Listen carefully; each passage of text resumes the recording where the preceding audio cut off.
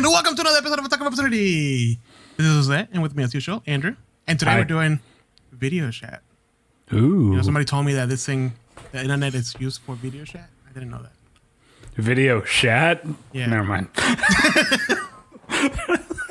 I'm so glad we got onto that. that just reminds me of, everything reminds me of what we do in the shadows now. No, we're not talking about that. Today we're talking about Lord of the Rings. So, the Fellowship of the Rings. Really? Yeah. Okay. No, I mean, we can. We were going to talk about dragons, but fuck that. We could talk about Lord of the Rings. Who cares about there's a dragon in the Hobbit. We can talk about that. I mean, there's technically dragons, and we can kind of segue. Yeah. Oh God, everyone's going to see my facial expressions now. Yes, they will. All right, so, as you might have guessed, today we're talking about dragons. As you, Tia Matt, have guessed. Oh God, that was bad. No, Andrew, go away. All right. No, don't do that. Hold on. Let's play the music. You ready? Don't make that the intro. That is gonna be the intro. No.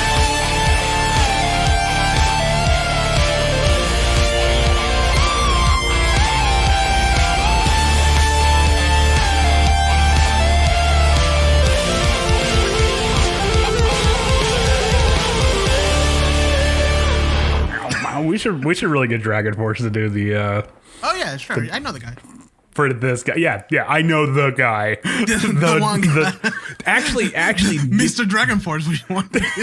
Yeah, Mr. Force, can we use your music? No, actually, did you hear that the lead guitarist for that band, Herman Lee, was on Twitch and he was playing his own music on his own guitar, and Twitch banned the stream because it's like, oh, this is a licensed song. You can't be playing Classic. that. And it's like, it's my fucking song. I wrote it. Yeah, dude. That's why we can't play any, well-known songs. I mean, we can. We just have to talk over it the entire time. So, actually, I'm surprised that for when we did Curse of Strahd, we didn't get claim at all. The music. I was watching some of the previous streams, watching back the tapes, okay, I fucked up here, kind of a thing. But the music is very faint. I don't know if it's something on your end. Probably.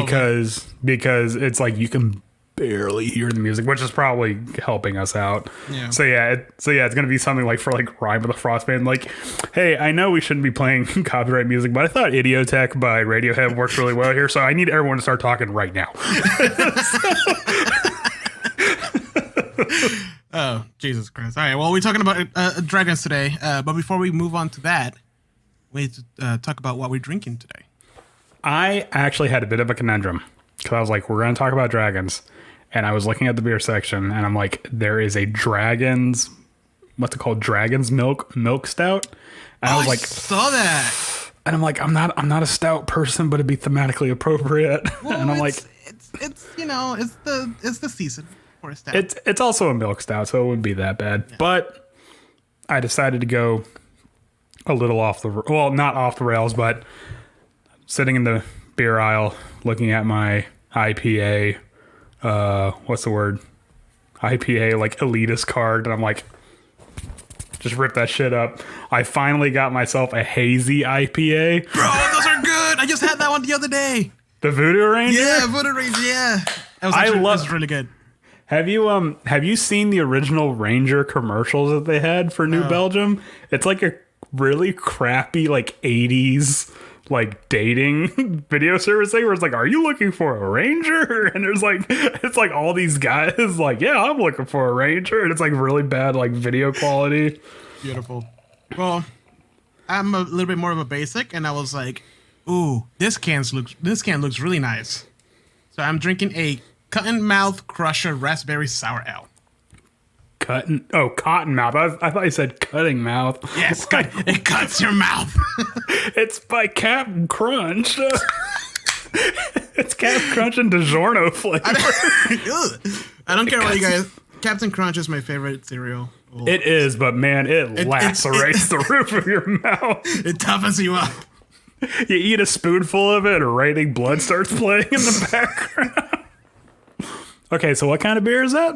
It's a sour ale. Oh, okay. Yeah, made in Michigan. Ooh, look at that. I can't see through it. I should be angry, but I'm not. Oh my god. These milkshake beers. Look at this thing. It's like blood. Oh my gosh. All right, I'm going to try this. Oh my god, it smells so good. Oh, I love the smell of an IPA. Hold on. Bro, sours are my thing, man. Oh. That one is good. That one is so good. That one is good. We were watching last time. My friends came over. We were watching the second Hobbit movie, and they brought that. I had like 3. I usually don't drink that much beer when I'm watching movies, but I had like 3. Did you know that there's a third Hobbit movie? Wait, what? It doesn't end at 2. It should. Hey, it was like, for some reason this time around it wasn't that bad. I might have to rewatch it, but I remember when I watched the third one, like what's it? Smaug gets shot like before the beginning credits. I'm like, all right, we can go now. I don't remember anything of the third one. That's how bad it was. It's like a fever dream. It is like a fever dream. You're like, I kind of remember certain parts of it, but I'm not quite sure of like how it all played out. How did they get the last chapter into a 3-hour long movie? I swear, like that's what the government uses to make people forget about alien sightings. Like they just watch the third Hobbit movie, they're just like, oh shit, I know I saw something. all I can remember is Legolas like airwalking. Wait, no, I thought that was the Lord of the Rings. Maybe. Why is Legolas in the Hobbit? Well, anyways, you know what's not easy to do to a dragon? Kill it with one arrow. Even if you have a +4 anti-dragon arrow, I doubt you're gonna take an ancient dragon down. Unless you're Bard from The Hobbit or Euron Greyjoy from Game of Thrones for some reason. Do you remember? Right. Yeah, he took. Okay, first of all, even George R.R. Martin says a fully grown dragon in whatever I forget the Westeros is like invincible. But no, Euron Greyjoy. Yeah, the scorpions, right? That thing. Oh my god! Why do you remind me of that? Because it's my job. I was blissfully happy that I forgot. Okay. It's my job to remind you of the pain. I still remember it because I'm like, oh yes, finally they're making two. Yes, they're gonna get a Euro Greyjoy, whatever his face is, his whole fleet. Yes, the dragons are gonna take it down because they're dragons, right? Like that's what they do. They burn down ships. Nope. Of course not. They got shut down. Even though they have air superiority, they can see far away. They didn't see the fleet that was right behind. Mm-hmm. And Euron Greyjoy yeets a bolt so fucking hard it kills a dragon in one shot, and it's just like flies in the face of everything about that like series. When the Night King did it, I'm like, whatever, his magical ice spear, It's the Night King. That's meant to raise the stakes. Like, oh crap, a dragon can't stop him. But when like a dollar store Jack Sparrow does it, like whatever happened to him at the end, anyways. He died. How? Oh, that's right. He was fighting Homeboy without a hand. Yeah, God, that whole series was terrible. Yeah, it was. It was, and what's it? They actually excluded one of my favorite characters, which was Victorian Greyjoy. I don't know anything about the books. He's Euron's older. Euron. I said Euron. Euron's older. Yeah, I know, right? He probably smells like urine. I think he's his older brother, but he's like not as smart, but he's like a far better like warrior. And so because of that, he's like his top general, and he has some like perspective stories, and it's like you could see his like method of thinking. He's not stupid. He's just very simple. Like, you know, all I have is a hammer. Everything looks like a nail. Right. And I'm like, and at first I was like, oh man, I can't believe they didn't introduce him. And then after the show was over, I'm like, I'm so glad they didn't have him in the show to screw it up. You mean to tell me that they had more material to work with? They just decided not to? And they just did it? What? God. What the? All right. Is this just going to be the Game of Thrones ranting? You know why 2020 is such a shit year? Because of season 8 of Game of Thrones. All right, let's get off of the bad D&D and talk about the good D&D. By the way, I didn't know that they used to refer to them as D&D. That threw me off for the longest time. And I was just like, why are people hating on D&D so much? What does this even make sense? Oh no, it's a satanic panic all over again. No, we didn't even get an edition this time. at least there were 2 editions before the satanic panic happened. Oh man. Well, either way, yes. After what 30 minutes of, we're gonna start talking about dragons because all right. Andrew, So you've been dying to talk about dragons for a very long time. You wanted to make a 2-season series. It was not oh my god. It was not 2 seasons. I'm just saying there's a lot of ground to cover with okay, call me crazy. There's gonna be a lot of ground to cover with a creature that is half of the franchise name. What are you talking about? It's Dungeons and Dungeons and more dungeons. Dungeons and more dungeons and more dungeons. Anyways. All right, so tell me a little bit about dragons. I know a good chunk. I know the basics of like, there's a good dragon. There was a dragon. I don't know how deep we gotta go, but there's a dragon. We don't god. have to. There's a dragon god called Io, which I didn't know that. That's where the name came from. Then he created all the things, and then he created all the dragons, and then as he was like, depending on how he felt that day, then a good dragon or a bad dragon came out. It was like a chromatic dragon and a metallic dragon. I was under the impression that Io was not a dragon per se, but he was like an ever-changing form. Right. And it's just like whoever talks to Io, that's who Io looks like. So if a dragon talks to Io, it'll look like a dragon, but if an elf, Well, what I understand, he got in a fight with some other deity in the Forgotten Realms, and then that deity split it in half, and then that's how we got Bahamut and Tiamat. Yep. Yeah, Bahamut and Tiamat. Bahamut is the good one, and Tiamat is the bad one. Tiamat is the most famous one because there's a whole story about her escape from the Avernus. There is a weird like cyclical history with Tiamat, but yeah, okay. So let's just kind of cover. Yes, Bahamut is the only platinum dragon in existence. Platinum dragon, yeah. And what's really cool is that he is normally depicted as an old man surrounded by canaries. But because metallic dragons can turn into humans, yeah. Yeah. Or anything, really. Yeah, that's which is weird because I feel like chromatic dragons should have that too. But anyways, but the canaries are actually all ancient gold dragons. Oh, they're ancient? I thought they were worms. No, they are ancient gold dragons that are polymorphed into canaries. Well, that's awkward. So if you mess with Bahamut, you're talking about like a CR 156 encounter. Whatever. CR is just a suggestion. Yeah. But if he's a good dragon, why would you be fighting him? Well, I wanted to touch on that too because. Well, we'll get back to that, but let's just put... This episode is about the chromatic dragons. Right. Baddies. Well, and introducing a little bit about dragons and then going into chromatic dragons. So anyway, we have Io splits, and we have Bahamut and Tiamat.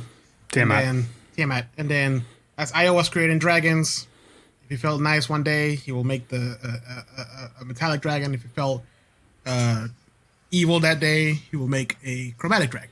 Which still confuses me to this day when I'm like quickly coming up with stuff during gameplay because chromatic sounds really close to chrome, which is a metallic thing that I relate with. I'm like, wait, that doesn't make sense. Anyways, and then we have the dragon. That made me think of like a chrome dragon, and it's like a poor man's silver dragon. He wants to be silver, but he can't. That's a kobold that spray painted himself. Witness me.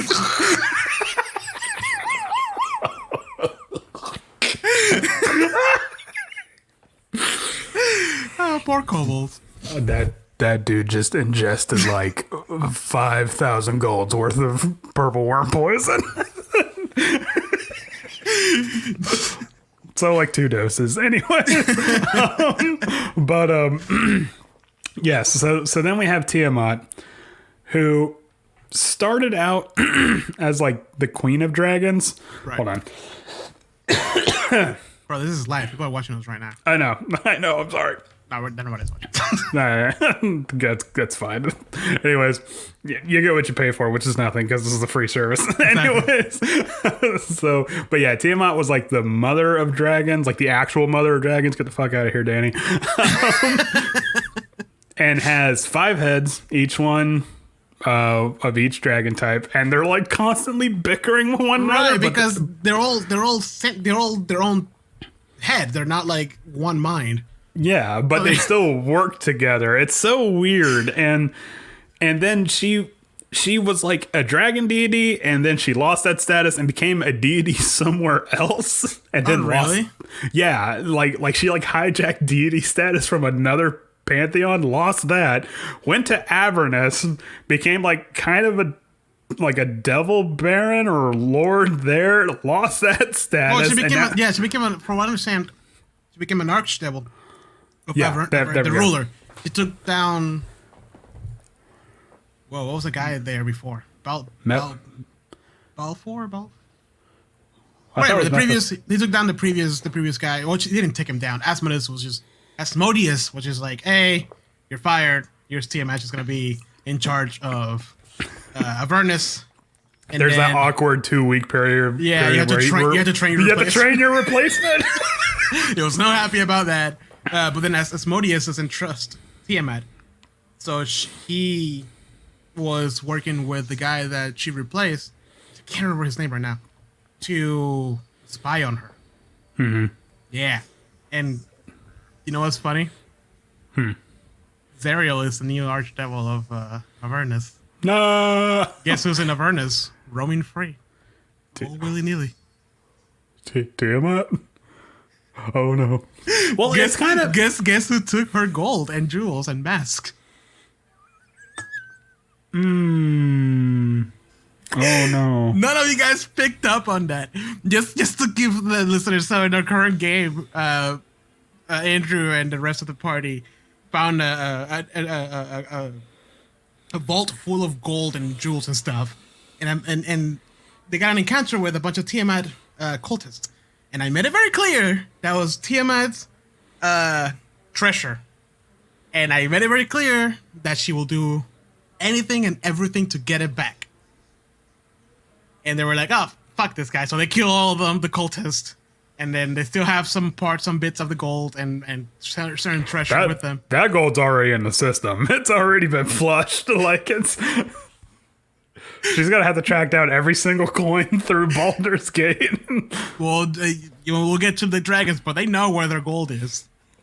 Oh, Not only that, but she has her own little realm within Avernus with a bunch of other chromatic dragons around.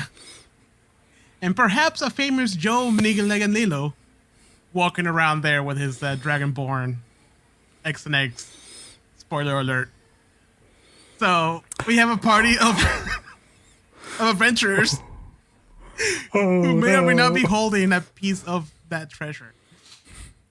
It's just good, weird metagaming for the next episode. Hey guys, we gotta dump the gold.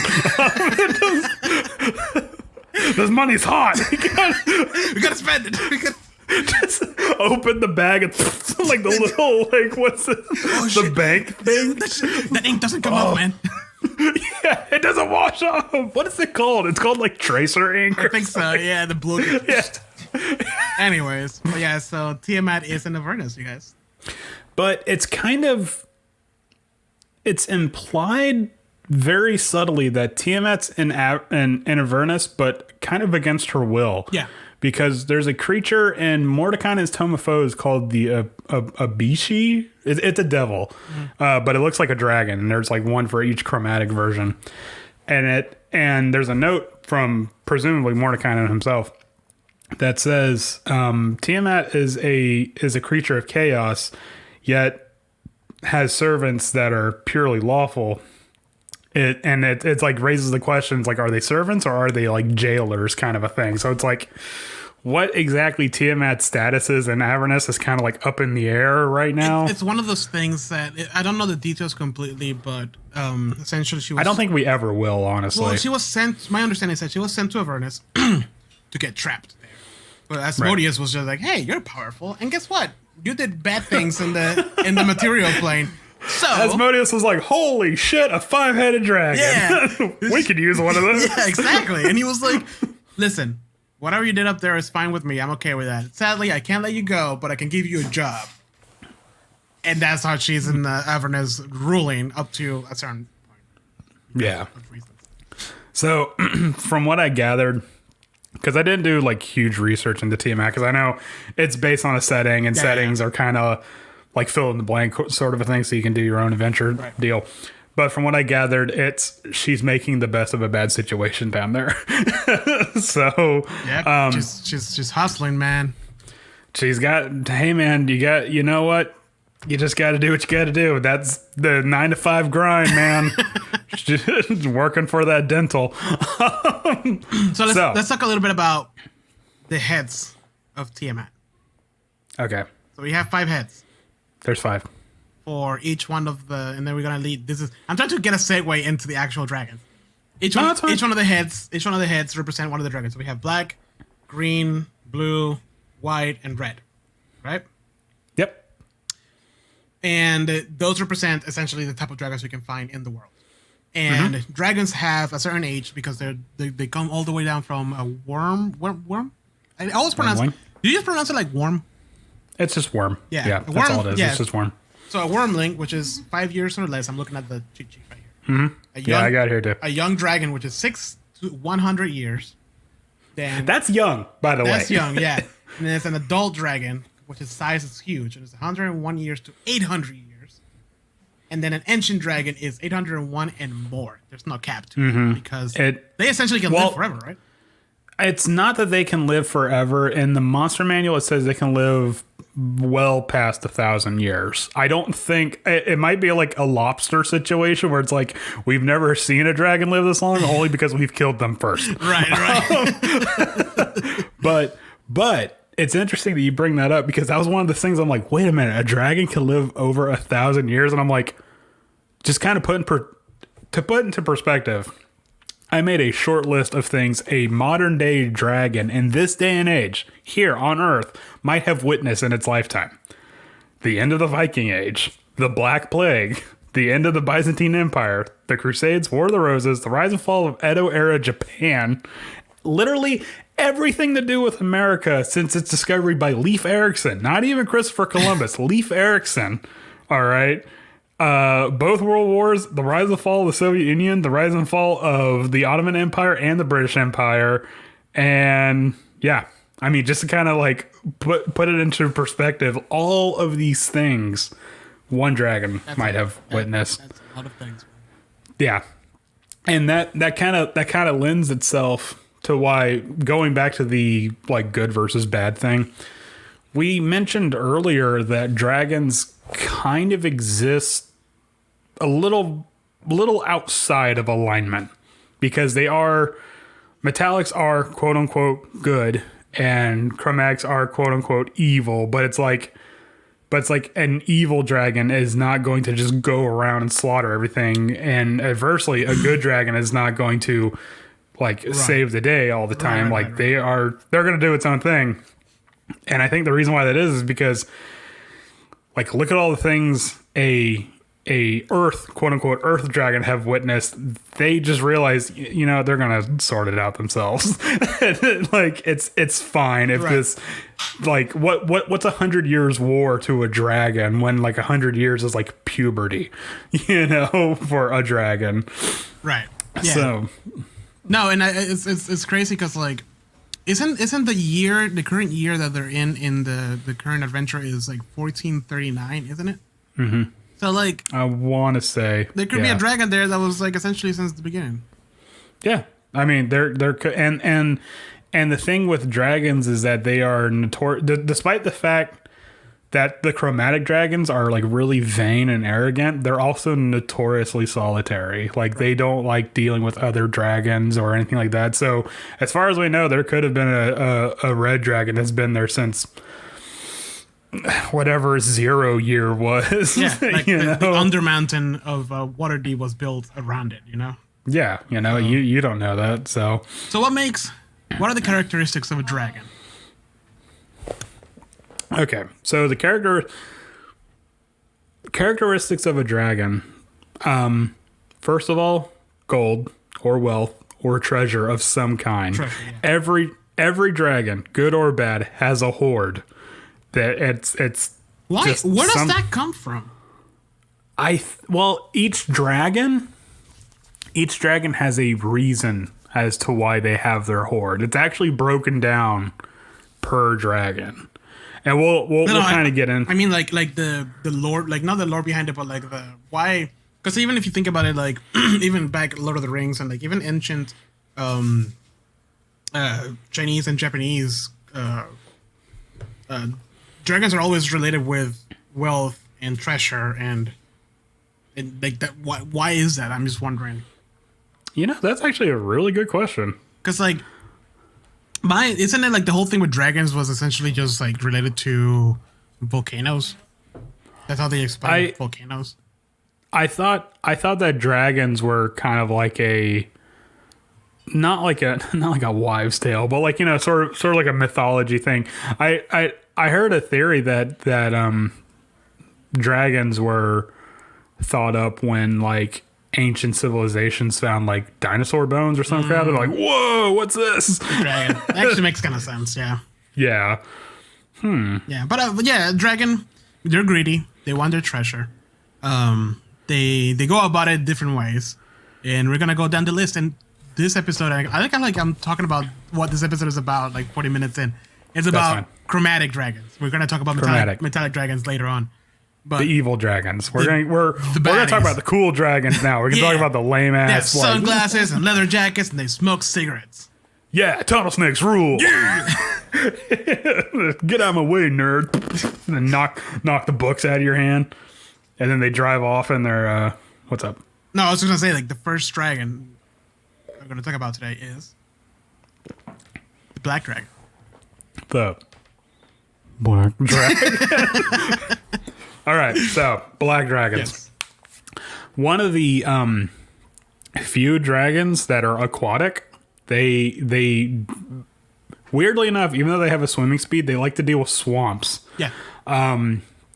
But even black dragons scare me, like more so than any other chromatic dragon, purely because it's described that black dragons are cruel even by dragon standards. Right. So I can imagine like a group of adventurers coming across like the lair of a black dragon, and hey, that wizard with like 11 AC and 45 hit points, despite the fact he's like level 20. Boom, he's dead. Just all you see is acid sprays. Yep. It just takes that dude out. Remember how I told you that like my least favorite level in every video game I've ever played is the swamp level? Mm-hmm. I'm adding this to the list because black dragons are vicious. They're vicious, and then on top of that, I want to say like everything within a mile of their place is treacherous ground because of the swamp. Like it's like it's unnaturally swampy. Yeah. So everything is like you get half speed no matter where you go. So it's like, God, just imagine coming across like the ruins of an ancient like castle that's sunk in a swamp, and you're trying to run away from a dragon and you can't because the mud's like sucking at your boots and crap like that, and this thing is just like charging at you. And I mean, can you ever run away from a dragon? From an ancient dragon, to be more specific?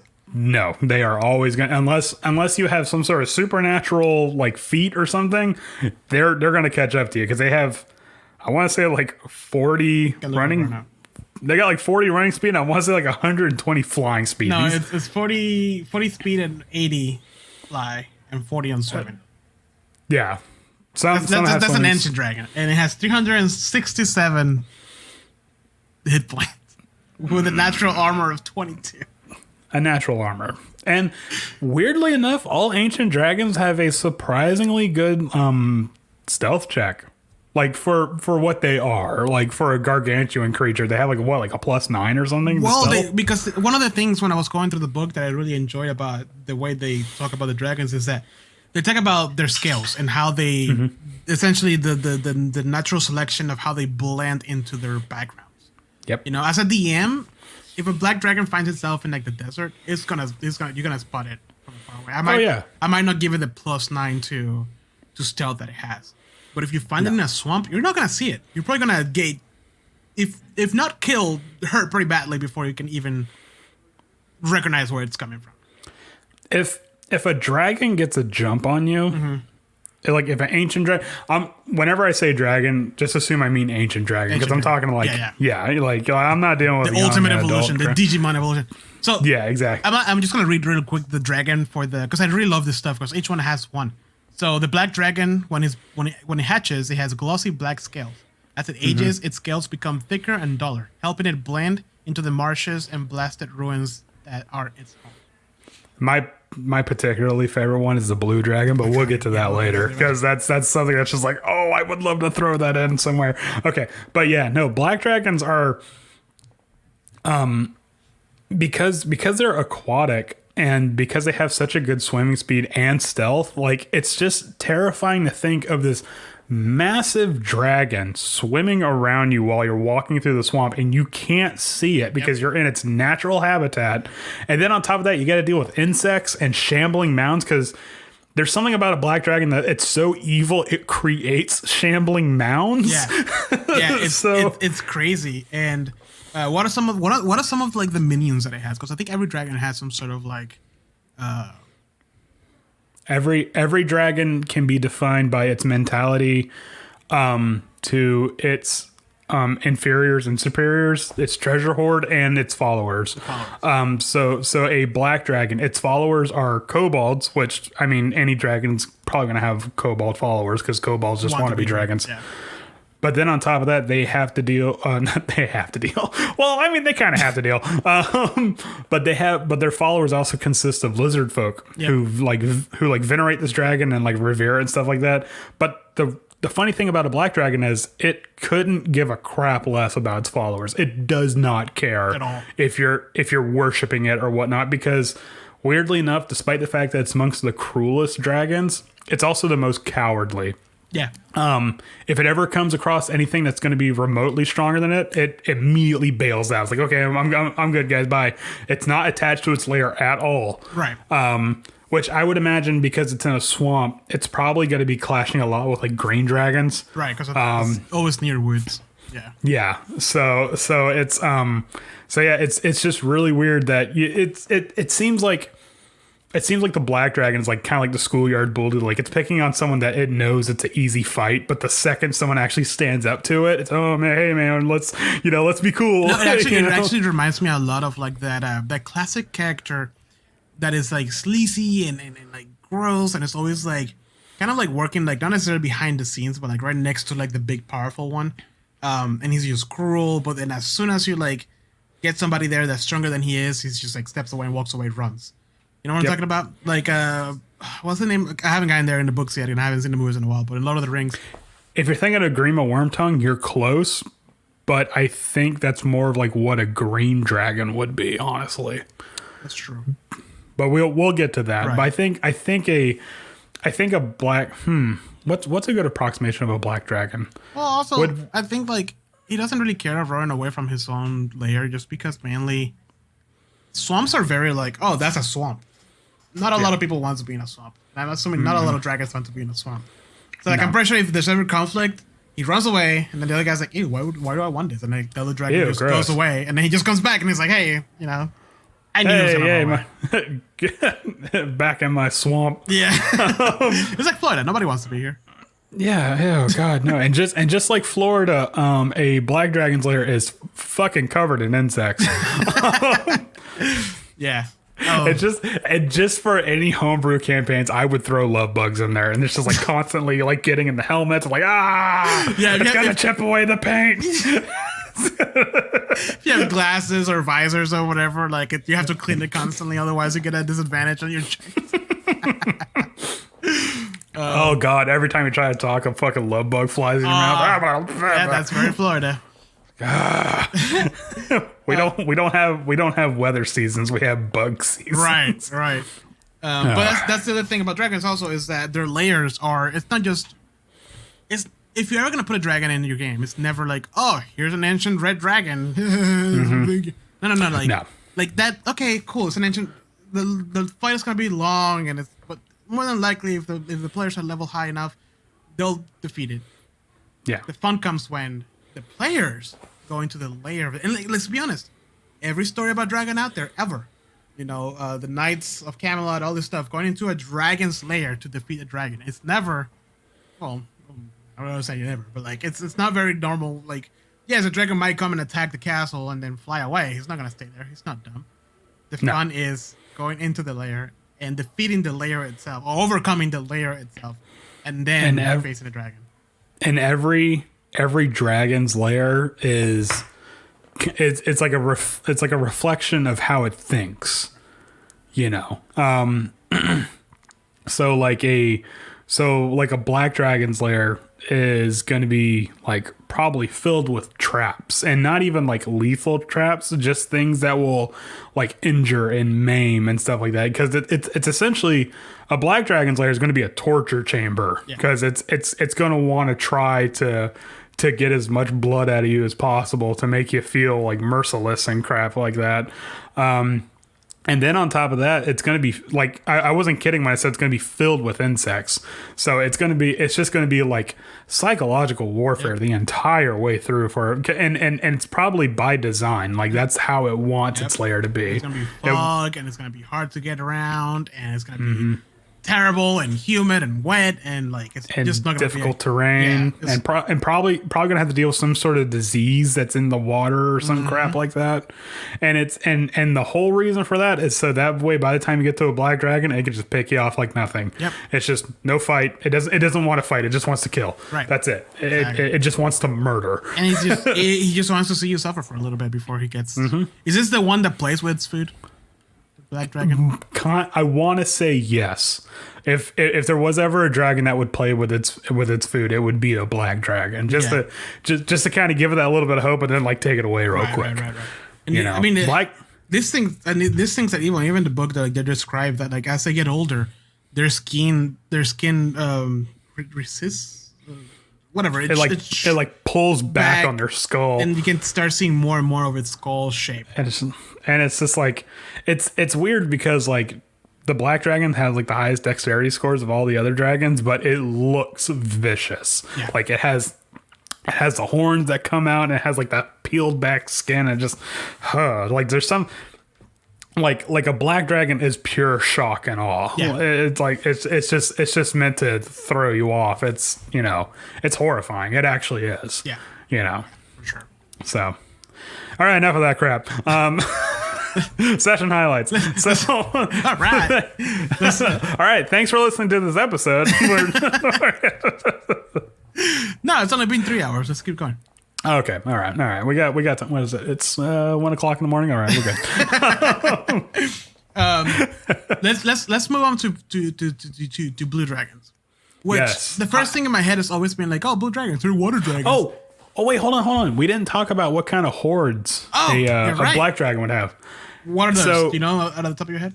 Yes, off the top of my head, I do know. A black dragon would specifically get the treasure from a fallen kingdom, only to remind it of its longevity. Like, it was like, haha, I was here before this kingdom was even built, and I'm here after it's gone. Like, this is all, it's purely a trophy. And it would probably hoard, like, the ruins of a castle and stuff like that, too. Like, it doesn't actually care about wealth or, like, gems or crap like that. It just wants to be, like, a status kind of a thing. That's cool. Yeah. So, there are some dragons, like, there are some dragons that just care purely about wealth, and then there are some dragons that just like their wealth is like there's a psychological reason behind it. Right. Yeah. No, yeah, because it makes sense. I mean, their thing is like the whole swamp and acid thing. It's about and again it sends a message it's shock and awe. That's all it is. I mean, really. So, but. Let's get into a more fun dragon, which is the blue dragon. So you ran a blue dragon, right? I ran a blue dragon, yes. Yeah. It was a little bit of a different blue dragon. Was it? Yeah, because you can transform technically into a giant. It was Imrith, the blue dragon. Okay. Yeah, and she essentially what it was is in Storm King's Thunder with all the spoilers I can think of right now. The order only broke, and she was just taking advantage of it. Oh, okay. So she was like, I'm a giant. Yeah, she was playing a cloud giant. Oh, okay. Yeah. But the final encounter was great. It was in the desert. It was As it should be. As it should be. It was an amphitheater up in the distance. The Florida Amphitheater, starring Cheap Trick, and then for a limited time. In the middle of Van Halen. It was. R.I.P. Oh man. It was a hole, and obviously she's in the hole. And the players arrive to the desert. And all they can see out the distance is the amphitheater walls, and on top of it, a big old storm. No other clouds around, nothing else, just a big old storm on top of the freaking. Just like a Mount Doom from Legend of Zelda, kind of like pretty much, right on top. Located on this one area. But yeah, no. For the longest time, I thought the blue dragons were like watery dragons, but they're not. They're lightning dragons. You would think blue, right? Water, no, deserts. Yes, so beautiful. but I mean, when I read it, I'm like, okay, that makes. That you described the location of what was the guy's name? Azeroth. Imrith. Yeah, Imrit. Anyways, it's funny you should describe the location as an amphitheater because a blue dragon is the most vain dragon. like if you can somehow manage to butter up a blue dragon, you're golden. Right. Like that's all it wants. It just wants praise and stuff like that. But you got to be careful because if you say one thing wrong, it's gonna snap and it's gonna kill you. Yep. And you can tell it's gonna kill you because its scales give off a smell of ozone. I love it. Freaks out. It's like that smell before rain starts hitting, and you're like, "Oh man, I love that smell." Wait a minute. And just lightning breath. Just oh my god. Okay, so you're telling me is that Cersei from Game of Thrones is a blue dragon? You're probably not that far off because I would actually probably say closer to. I would actually say if Joffrey was any dragon, he'd probably be a black dragon. But I would say Cersei is probably closer to a blue dragon, and so far the fact that it really cares about its own appearance and how it cares more about optics, like how it looks, and in terms of like an outsider's perspective, as opposed to probably what it actually is. Which blue and yellow is pretty badass. Yes. But I did we already talk about the fact that the scales like make an ozone smell? Yes, we did. But we can touch a little bit more on the scales because I'm gonna read the when they hatch thing because I really like it. So blue dragon scales vary in color from the iridescent azure to a deep indigo, polished to a glossy finish by the desert. As the dragon ages, its scales become thicker and harder, and its hide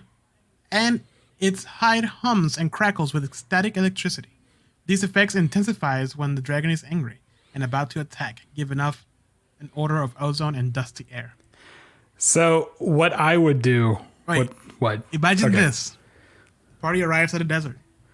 Trudging along. Going. Oh, we're going to get there eventually. Oh, we need to find some rest. Oh, look at these stone protruding from the ground. Let's just take a quick rest here in the shadows. Oh. Yeah. No. Guys, you smell that? Is that rain coming? Mouth of dragon opens. Because dragon freaking dive into the sand, and the only thing sticking out is their horn. It just looks like a stone protruding from the sand. That's all it looks like. And it does. And the artwork, it looks like just rocks. It's not one complete horn. It's like the bit of a horn and then it's like jutting stones, the kind of a thing. Yep. So it's one of the few dragons that has a burrow speed. So it completely and I would. If I was running a blue dragon in combat, I would abuse the hell out of that. Just burrow, fly. You will never catch a blue dragon. Yep. But I think it would also be really neat if there was like an account, like I wouldn't say role play, but just like an encounter in general with a blue dragon where you're obviously under leveled for this. Like there is no possible way you're gonna fight your way out of a blue dragon's like grip or something like that. So you're gonna have to talk your way out, and you roll kind of bad on your persuasion check, and suddenly like the hair on your arm start to stand up, and you get this weird smell in the air, and you're like, oh no. It's like, we better start running. Yeah, dude, it's great. And I also love like their layer is just described as there's just a big old storm in the middle of like the desert. It's like such a random occurrence. Like, what could that be? What would players that don't know things about dragons would do? Let's check it out. Because because you have to think about it. It's in a desert. It's a storm. There's probably water there. If you're running like hardcore survival rules, like players be like, oh yeah, storm, let's go. There's probably going to be rain. We can like collect rain. Right into the jaws of a blue dragon. Just playing right into it. Yep. But I think it's really neat that the blue dragon's like the only dragon that doesn't care about camouflage. Because like all the other dragons are like red dragons are camouflage for this, and black dragons. Because he wants to be seen. He wants people to be like, oh wow, so pretty. Because it also mentions that the scales are polished by the sand. Mm-hmm. You know? I want to say it's the only dragon whose scales don't get dull. Right. Because every other dragon, like the scales eventually turn dull and stuff like that, blah, blah, blah, to kind of blend into the background. But like a blue dragon, like I can imagine a blue dragon like in front of a mirror, like, like, you know, with the polish.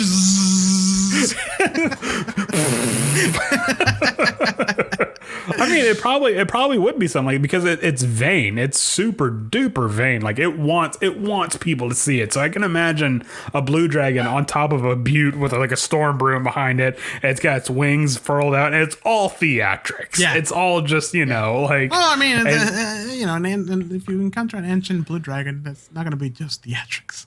Oh, I mean, if you encounter any ancient dragon, that's not going to be theatrics.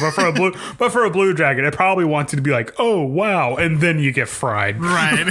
So what about its treasure? What's the treasure look like for a blue dragon? Blue dragons honestly don't like a blue dragon's treasure hoard is actually pretty basic. They care mostly about gems. But naturally, because it's a blue dragon, it wants sapphires. Yeah.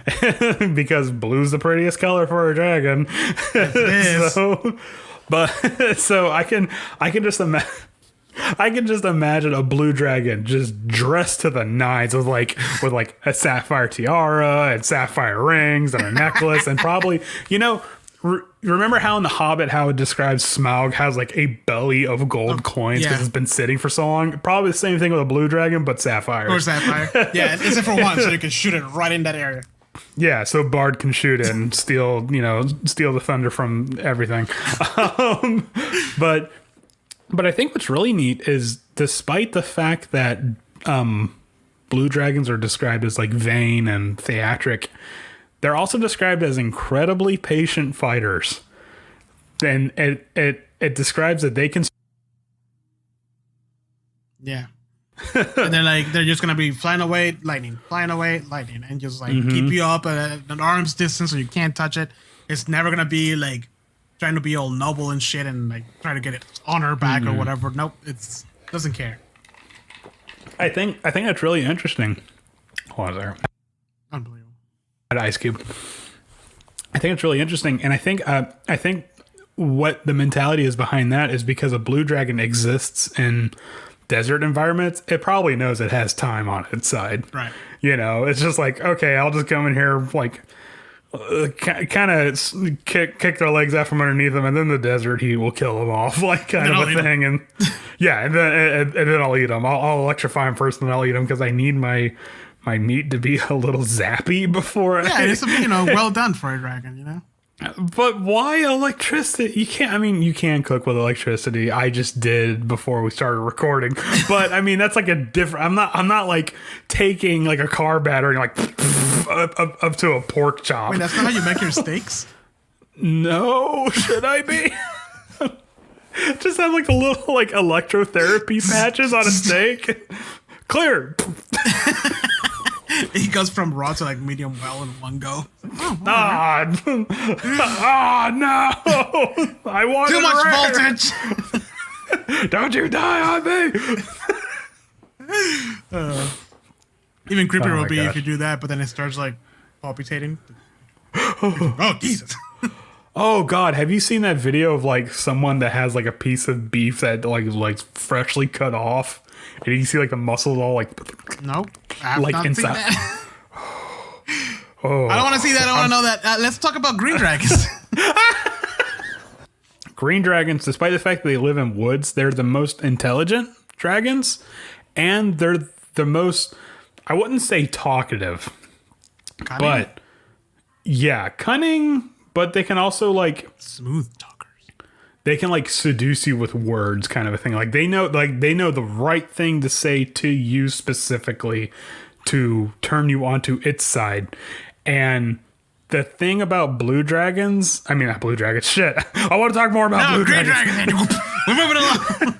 We're changing the subject. Anyways, but the thing about green dragons is that its treasure hoard are its followers, and it's not like in a good way. Like it takes pride in the fact that it can like corrupt even like the purest hero and stuff like that, and like flip them over to their side, much like how Georgia flipped in this election. If you know what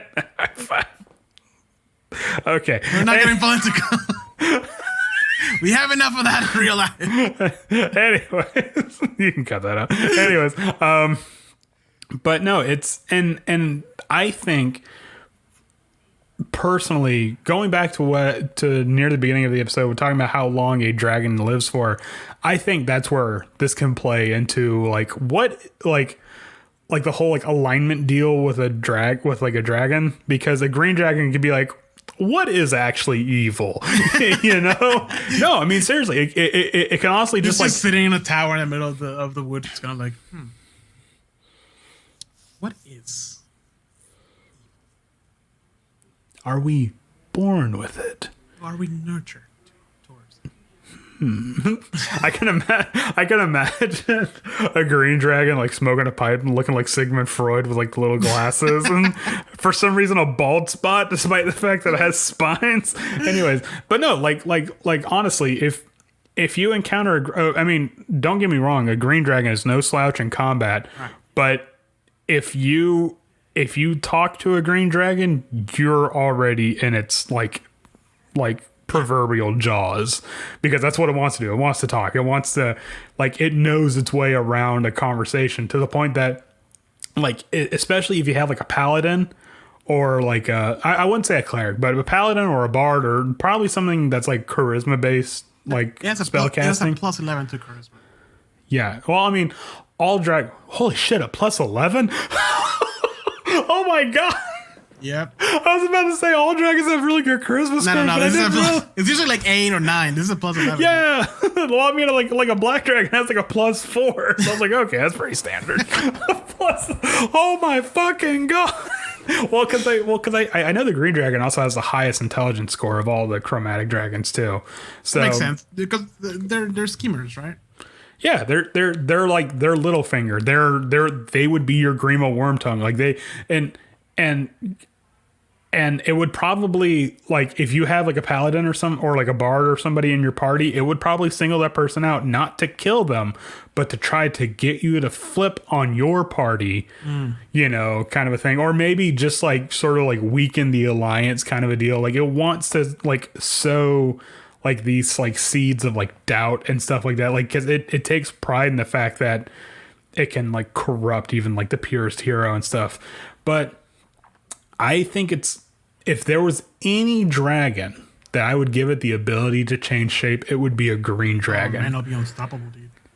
Just because, like, you can have a kingdom where it's like, why is the king getting all paranoid all of a sudden? He's like subjugating his people, blah, blah, blah. hey, this new advisor has been here for a while now, or not the new advisor, but like this guy's been here for a while now, and he's like literally whispering secrets into like the king's ear, blah blah blah. It's a green dragon. You know, like sorry, hey, hate to take the spoiler away, but yeah, no, it's kind of like a Green Wormtongue situation where he's like whispering in the Theoden king's ear and stuff like that. It's like, these people are treacherous, blah blah blah. You know, kind of a thing. So I mean, it's just, and there's a variant rule to have dragons be spellcasters, and I would definitely have a green dragon be a spellcaster, only because it says it's based on charisma. And like how many spells it can cast is based on charisma, and it's save, blah blah. And with that whopper of a charisma bonus, yeah, I think a green dragon would be a definite spellcaster of any of the 5 chromatic dragons. Yeah. Also, one thing I found really interesting about the green dragon is that some of the treasure he considers treasure is actually like wood carving stuff, and artful, and like instruments, stuff made out of wood. Yeah, because I mean, it lives in the woods, so I mean, it would make sense. Wouldn't it just rot away? It would eventually. Well, I mean, it depends on how well you like varnished it and stuff like that. But well, you know, if he considers it treasure, it's probably very beautiful, very well made. It's probably is varnished. He would probably have like a Stradivarius like violin or something. He would have like the number 2, and he's on the hunt for the number 1. Yeah, he's just looking at. Just imagine him going to like somebody's like castle and it's like just prowling, killing things, and then like a really nice table walks by. Is that? It's mahogany. All right, I'll take it. Like, it's, oh my fucking god, it's mahogany. Ron Swanson is like one of his treasures. He's just making wood things all day, every day. I mean, just is that Spanish cedar? No. He's a dragon who's going through IKEA and doing the whole like tap tap tap. And I can build that. Yeah, I can build that. $100. It's just particle board. You know? But I mean, how neat would that be? It's like imagine like we have to appease this green dragon. We need the best wood carver in the land. Wait, what? Like, I mean, Trying to explain that. It likes to collect instruments. It doesn't play any. It just likes to collect instruments. It doesn't have a possible thumb, so he just likes to. I mean, just don't make a big thing out of it. Just trust me, I'll be happy for like 200-300 years, and somebody else will be somebody else's problem later on. Just don't. Look, I brought him a Casio. I hope he likes this. He can't play it. Don't worry about it. He's not. Just as long as it looks nice, he can't play it. Oh man.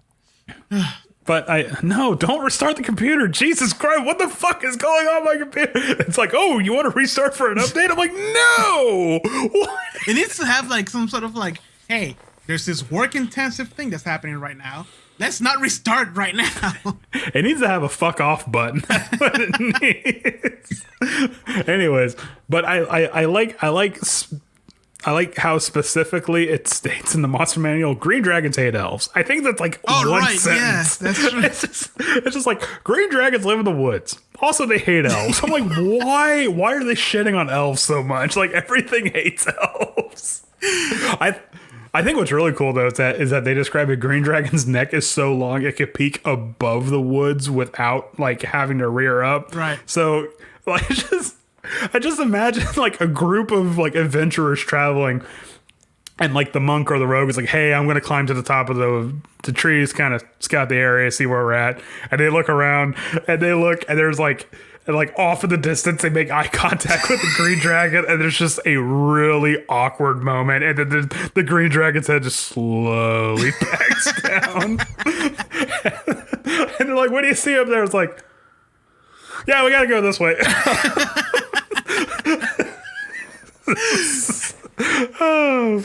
It'll be like a meerkat. Yeah. like a little gopher. Just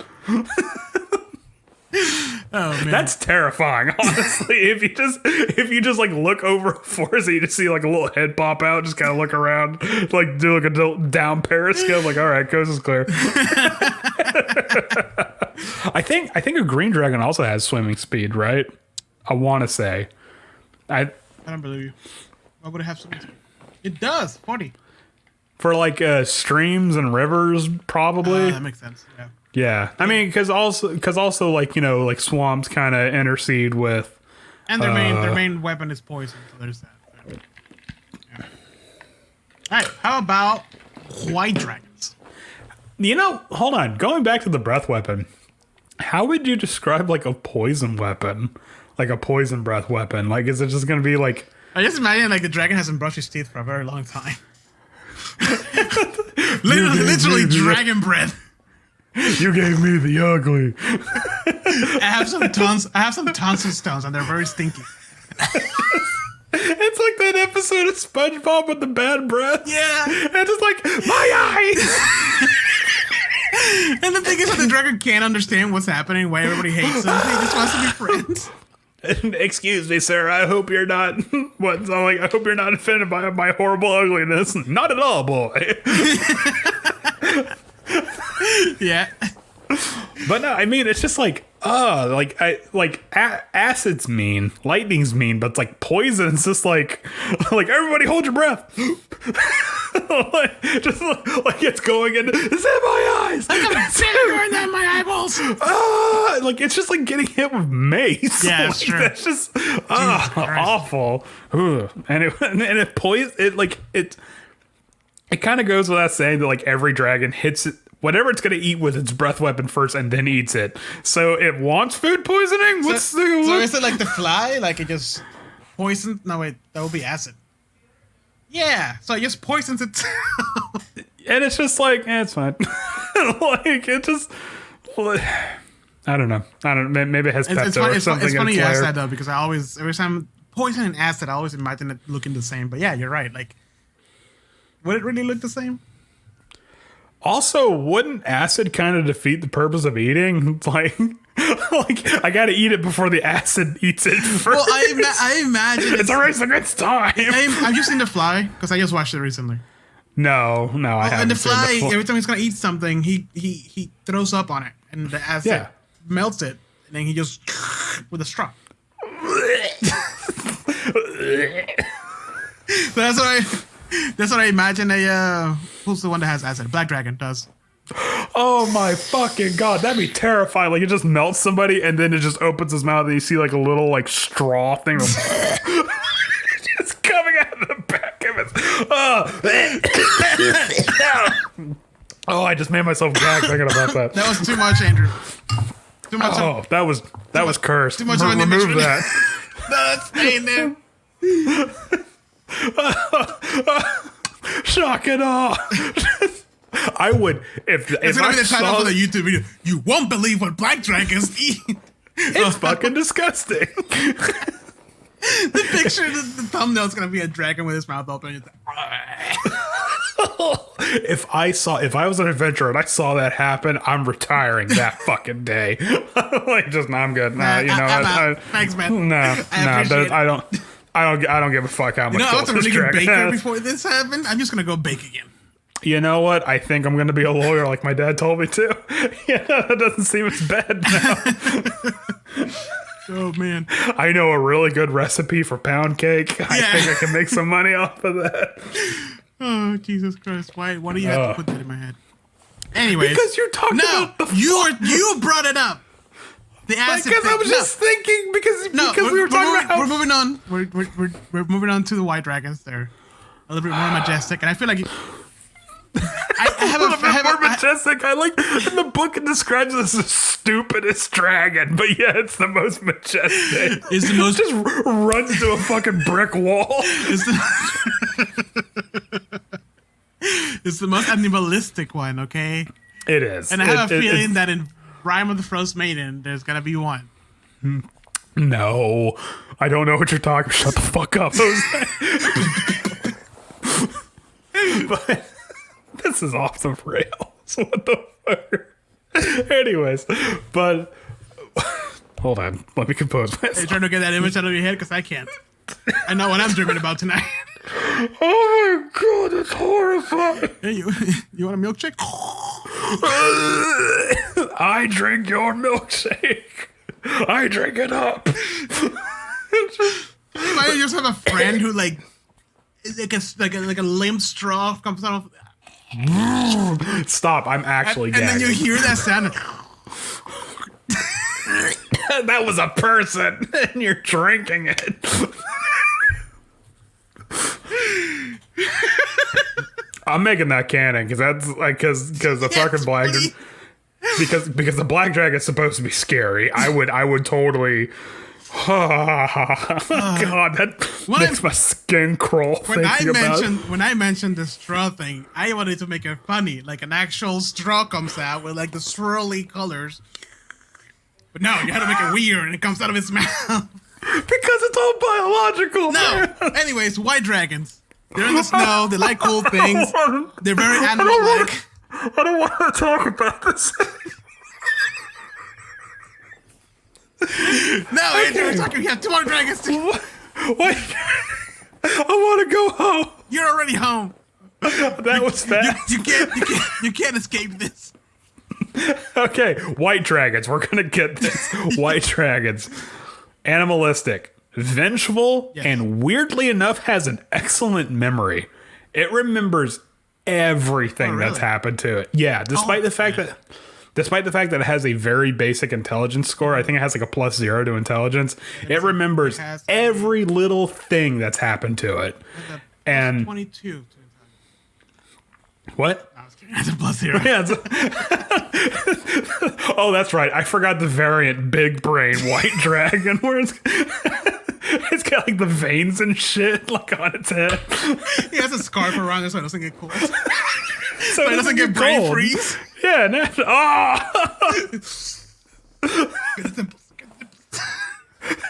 you gotta put your tongue on the soft palate in the back of your mouth. Warms your brain up. Maybe that's why he's dumber than the other ones, because it's God. cold out there. God damn it. Okay. Anyways, this one has a constitution of 14, +14, which is This one, it's not the smartest, but it is by far the hardiest. It might also be the toughest one too. no. 20, Well, I mean, 20 armor like- class and 333. Well, I mean tough in terms of like saving scores, like just pure constitution. I mean, it can also climb icy surfaces like nothing. And it's also the only dragon I think that has a fly, walk, burrow, and swimming speed. Which makes sense. Yep, it does. Yeah, because Because water can be all states except plasma. I mean, steam. Well, no, steam's gas. Anyways, wait, no. No, we're not getting down the path. This guy likes to freeze its food and eat it as a popsicle. Yes, it eats it as it's frozen naturally because all dragons eat it with whatever its breath weapon, like the acid straw. No. This dragon needs a microwave. He doesn't have it. That's why he's angry. Dragon needs a microwave. It needs a thaw setting.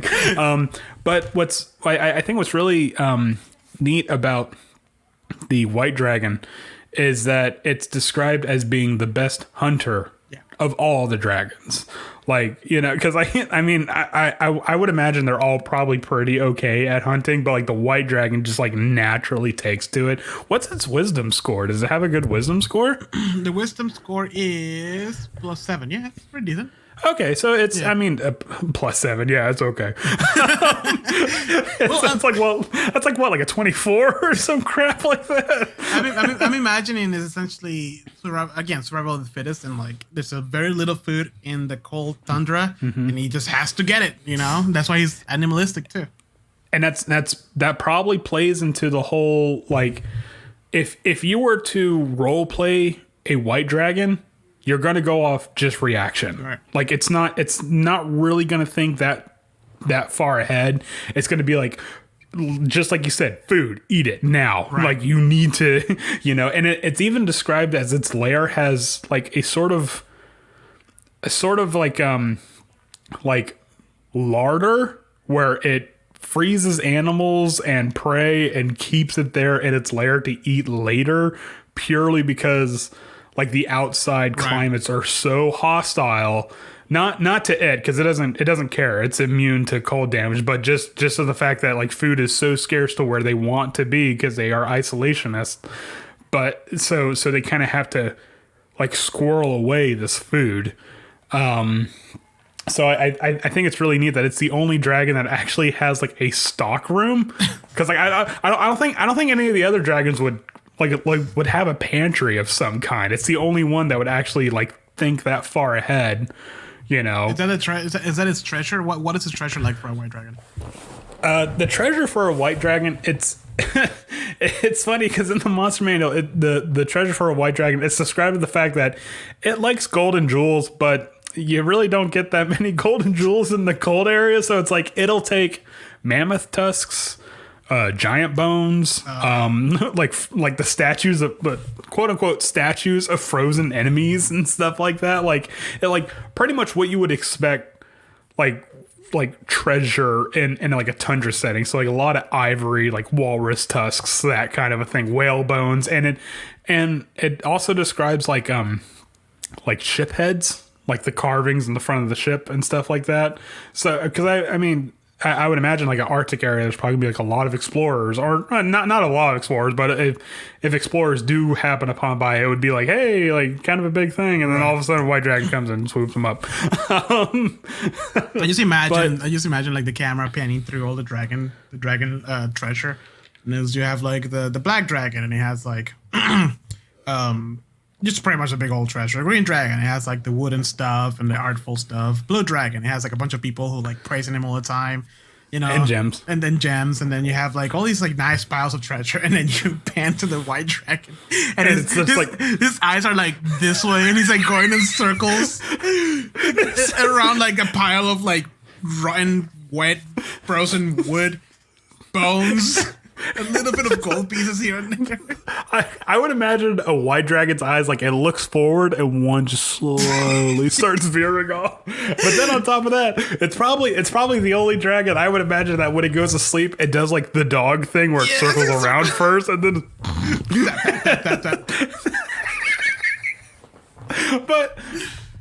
But I think. I think we're kind of understating. Yeah, a white dragon is not very intelligent, and it even describes in the book that's like a white dragon will only talk as a last resort, which I would totally play up. Like if like my players are up against a white dragon, it would just be like a like an actual animal the entire time, and then when it's like back is against the wall, it would like start talking like, "Hey, wait." We can work this out." Just to have that moment, be like, "You can talk." I like to imagine he has like a very posh like way of talking. Listen here, you brutes. God,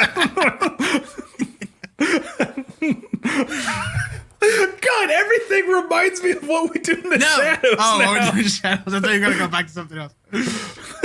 Or at least your claws for me, you ungrateful bastards. Bet. Oh, what the fuck? It bit me. my knight brethren. Why didn't you play Strut like that? Because I didn't see the show, and the entire time I'm watching, I'm like, motherfucker, I had like primo material to work off of. Anyways, we're not sponsored by what we do in the shadows. So we gotta move on. I wish we were. That show's amazing. Anyway, coming out. I know, I'm so excited. Anyways, God, hold on, wait. Gotta get back on track. Oh yeah, but even in combat, like, yeah, you could probably like outsmart and outmaneuver a white dragon, but you kind of have to like, there's gonna be like a little bit of that cornered animal aspect of it, where it's like once you think you have it, it's gonna like just hit you with everything it's got because it's an animal. Like it thinks like an animal, so it's not. None of these dragons want to die. Yeah. Like none of these dragons do. But a white dragon has a survival instinct so deeply ingrained in them that they will do literally anything they can to not die. And if that means just like blasting their way through, they're gonna do it. They'll take whatever chance they get. Anyways, I think it's the only. I might be wrong, but I think it might be the only dragon that doesn't really have that many followers. I wouldn't imagine they would. Probably. Their followers, if there's any followers up there, it's probably 8. It's let me see, because I want to say it's probably going to be something to the tune of like a guy, because it's it's a white dragon, so it's like, who the hell are they going to get up there?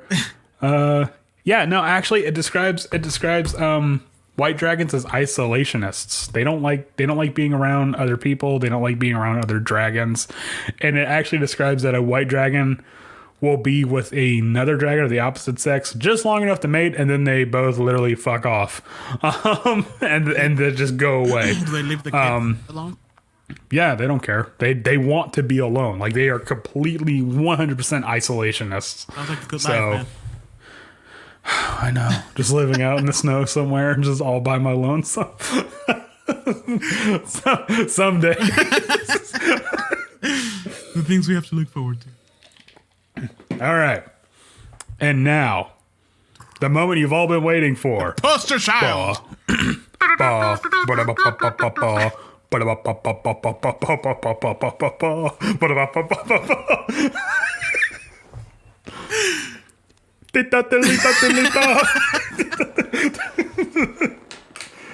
red dragon. It's that like a little like popper, like. The red dragon, literally the poster child of Dungeons and Dragons. It is when if your adventure comes across like a village and they describe a dragon, 9 times out of 10 it's talking about a red dragon. These are because like go on, what were we gonna say? These are like the most vicious of all dragons. The most treasure of all dragons. The most vicious, most arrogant. And it's the hold on. It's the only dragon, because every other dragon kind of respects the power hierarchy. Like, black dragons are just straight up afraid of other stronger dragons. Like, green dragons are kind of rude to other dragons, but they're like, hey, not going to pick a fight. Red dragon's the only one where it's like, no, I am the strongest dragon. There is no one above me, because I am. And honestly, it's got the stats to back it up. 22 AC and 546 hit points. It's got like a 30 in strength or so crap like that. Is this thing okay? Yes, it has a plus 16 in constitution, a plus 13 on charisma, and a 30 on strength base. With that, like, a 16 on perception and a plus 7 on stealth. Main weapon is fire, obviously. Now that's probably going to be the only take back, because fire is a very common damage type. And the only reason why I say that is because not a lot, but there's going to probably be a good chance that by the time you come across a red dragon, especially an ancient red dragon, one of you guys someone's going to have a not an immunity. What's the word I'm looking for here? Resistance to fire damage. Only because it's so common. What's 26 D6s halved? It's still a lot of damage, friend. 26 D6s. That's the average of that is 91. Oh my gosh! And that's a dex save, right? That is a 24 DC dex save. Oh man, if you're a rogue, you're like, come on. I gotta get that evasion. I cannot get hit by this thing. gosh, a 91 at that, and that's the average too. I mean, we're not even talking about like if you roll a little bit better or not. Let me see. Let me 24 d6s. Holy, that's 3 fireballs. 2060. Okay, so that's 3 fireballs and a scorching ray. Head your way. Just a little. I just rolled on Google and it gave me 110. Oh my gosh! And if you do a deck save, it's half that. So, yeah, 55 fire damage. I made the save. Yeah, I know you did. 55. What's the average health on a level 20? That depends. Let me see. For what's a rogue is a D8, right? Yeah, I would say a rogue is a D8. I would probably honestly go with like a fighter, so like a D10. An average, I want to say their average is like I'm just gonna roll for. Okay. Roll 19 D10s.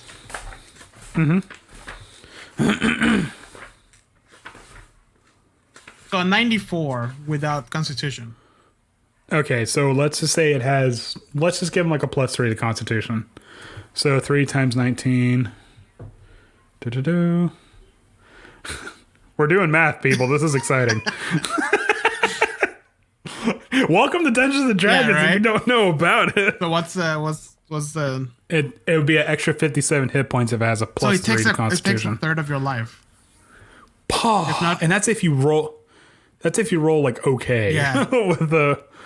I mean, wait. That's if you make your deck save. It takes a third of your life. Yeah, if you make your deck save, it takes a third of your life. If you don't make it, it takes almost, if not more than half. I mean, Unless if you're a barbarian, you're ranging, you might take less than that. If you're a wizard, you might have some sort of like anti-magic thing. Oh, if you're a wizard, you're fucked. I mean, I can honestly see going against a red dragon, it would just fire breath, and there's just like an outline of someone like. It's that scene. And then there's just nothing it's the scene left. from Terminator when the explosion. Yeah. Just all the flesh just ripped right off the bones and stuff like that just from the shit. I mean, because you got to think about it. 26 d6 of fire damage is like, I'm pretty sure someone did the math, but that's got to be like hot enough to melt stone if it's doing that much damage. Because I mean, we're talking. You rolled 110. Yeah. That's enough to knock down a castle, like a castle wall, No problem. with just fire. We're not even talking about like physical attacks. We're talking about fire damage. So, God, that's terrifying. The dragon, the dragon itself is like, again, going back to the skills. So they're when they're young, they're bright and glossy, but then they become dull, deeper red, and becoming thick and strong as metal. So like, their armor is way thicker than any other dragon. But then as it ages, it gets cool dragon cataracts, which is it's not like a bad thing for them. Cataract? Yeah, its pupils also fade as it ages, and the oldest red dragons have eyes that resemble molten lava. That's terrifying, bro. Oh my God. I see that. I was like, I'm gonna walk away. I'm just making a piece. Let's go. You're trying to get a rousing speech to your teams, like, all right, guys, we can do this. We faced wars before. No, we haven't. You're right, we haven't. Okay, I know. But I practiced this. Okay? I didn't know it was gonna be an ancient red dragon. Look at his eyes. He's probably old. I know. Yeah, that's not working with us. That's actually. Oh my God! The camera pans down. And there's a bunch of commoners with pitchforks. And they're all like dirty and stuff like that. And like 3 adventurers in front of them. Okay, listen, here's the plan. If we get it to overeat, it might get tired, and then we can attack it. We just gotta give it like the alkaline type. Yeah. We just have to make it like tired. Oh God. Oh, how about? But I mean, go ahead. Because a red dragon naturally immune to fire, so it's probably sleeping in lava. Yeah. So it could probably its cataracts can probably work with that. And so far in the fact that you can't see when a dragon is watching you when you're in its lair because it looks like lava, you know? So, Yep. All these dragons are scary in their own way. Yep. This is just a dread dragon is just brutal. It's just like brutal. Like not cruel, not vicious, just brutal when it comes to fighting. I think the perfect depiction of a red dragon is like Smaug from The Hobbit, where it's like except for the fact that he got taken down by one arrow, but whatever. Well, yeah, we're ignoring. I mean, because it's a story. We're not talking about stats. Like you mean to tell me there's a ranger named Bard? No, get that out of here. But it's like he has a pile of gold. He's nestling in his kingdom. He's not messing with anybody. Do not mess with him. Why did you mess with him? He's burning down the whole town now. Yeah. And it's not even like I could easily take you out, but I want to show you what I can do first. And it just like annihilates. And I was watching a video about The Hobbit and like Lost in Translation. You know that channel? Mm-hmm. Yeah. He was talking about The Hobbit when the smoke scene or whatever, and like he was talking about like how Bilbo picked up the stone, and he was like, "Oh, how would he know if he picked up the stone? Like, can Dragon knows where every single one of his coins are?" And in the back of my hand, I'm like, "Yes, in fact, they can." Actually, it's funny because a red dragon is kind of perfect when it comes to like sort of like the draconic things. Yeah. Like it is like the ultimate combatant, but it knows its treasure. It's described in the monster manual that it can look at a magic item and get it down to the copper piece on what the value is on it. In this episode of Pawn Stars. Look, man, the best I can do is 5 silver. 5 silver. No. He's the expert they call in. Yeah. But like I know a guy that's an expert on Cloak of Elvenkinds. Give me a second. Let me call him in.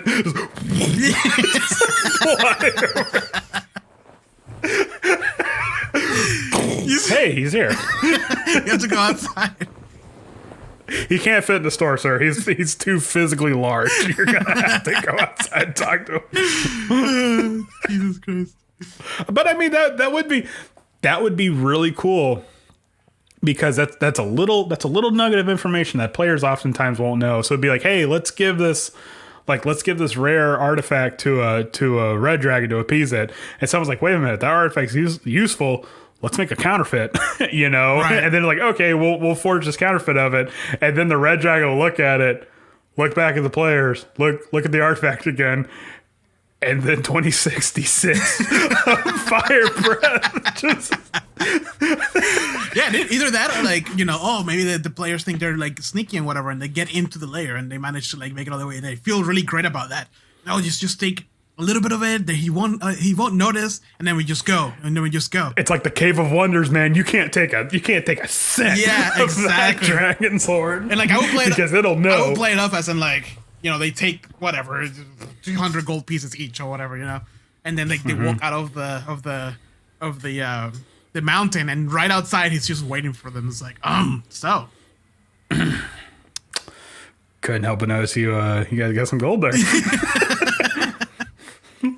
couldn't help but notice that you guys collectively have 767 gold, 32 copper pieces, and 583 silver. He smells it. Thieves. Did you take my crown? And that won't beat himself.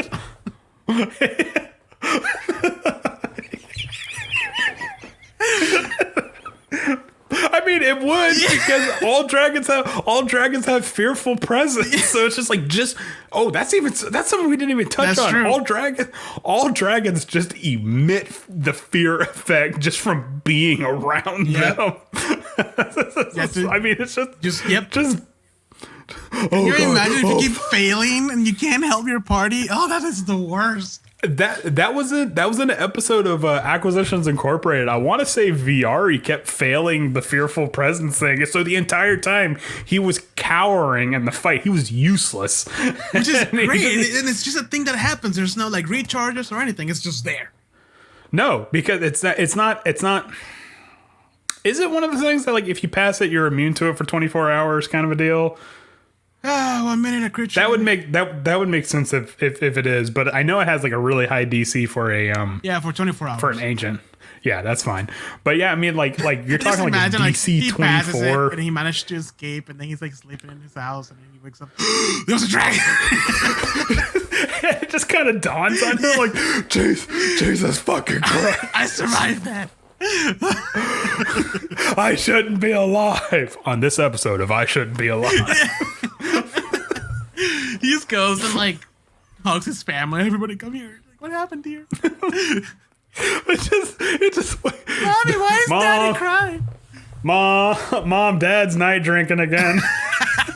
I was going for a whole wholesome thing, but all right, he's drinking. Yeah, dude, dragons. The dread dragons. Yes, all dragons have. They're terrifying. They're all in their own special. Some of them disgusting ways. But for me, I think the most classic one is always going to be dread dragon. Some more disgusting than others. Oh Jesus. No, I would. And I think it's honestly kind of not sad, but I think it's kind of weird that outside of Storm King's Thunder, there hasn't really been a lot of big bads that are dragons. Well, I mean, other than Rise of Tiamat, Dragon Queen. Oh fuck yeah, you're right. Never mind. I'm stupid. People didn't really like that adventure. I have the new book. I haven't gone through it obviously, but like, hey, we should run it one day. It's a more classic, dragons and dungeons. Yeah. So. I mean, why not? It has both of the dungeons and dragons, but I think it would be really neat for someone to make a dragon like a proper villain, because let's just do a quick one right now. Ready? So this is what I'm thinking. Pick a color first. No. Okay. So the adventure's gonna start in a nice, peaceful town, right? I'm only gonna allow a couple of races. I'm gonna allow dwarves and halflings. Okay. There's gonna be humans, elves. No, just dwarf and halflings for the players, and then there's gonna be a GM NPC that's gonna be a wizard, and he's gonna be wearing gray robes, and the whole thing is gonna be that one of the players is gonna be like the king for this lost dwarven kingdom with a bunch of treasure, right? And then it's gonna develop into some sort of like, the previous king got really greedy, the dad of this guy, whatever. We can work the details later on. And then they have to like go. We can hammer that crap out later. and then the bad guy is gonna be a red dragon, and his name is gonna be something that sounds like smoke, or smog, smog, whatever. Let's call him Bog. Perfect. And yeah, and then the whole thing is that this it has to be 8 players, Yeah. I'm sorry, 14 players. 13 dwarves and the halfling. And then there's gonna be Philly, I'm thinking like there's gonna be goblins and orcs and like special blades they're gonna find on the way. It's gonna be great. It's gonna be fantastic. Don't forget about the giant spiders here. Or the trolls. Yeah. Yeah. What do you think? We should do it? Yeah, I think it sounds great. I think what you should do though to subvert expectations is have the dragon die off in the beginning of the third act and actually have the big bad just be like a normal fucking orc. Oh, okay. Yeah, that sounds great. They'll never, but the whole time, the old 33 sessions until the end, it's gonna be talk about this dragon, this possible dragon. And then at the very end, just kill it off, and then it's gonna be an orc. And he's killed off by an NPC. Yeah. Off screen. Yeah, and he's gonna be a ranger, but his name is gonna be Bard. No. It's gonna be killed off by the new guy that just showed up on session 32. Yeah, perfect. He's gonna have a special dagger of like plus 27. Plus 27. Dragon killer, Have at you, dragon. Throws a dagger. Oh man. Oh yeah. Fuck. Talking about sessions and stuff. Last time in our previous episode, we didn't do session highlights. It's been a while. We didn't. Well, I thought you were gonna say last session we didn't do shit because we didn't have a last session.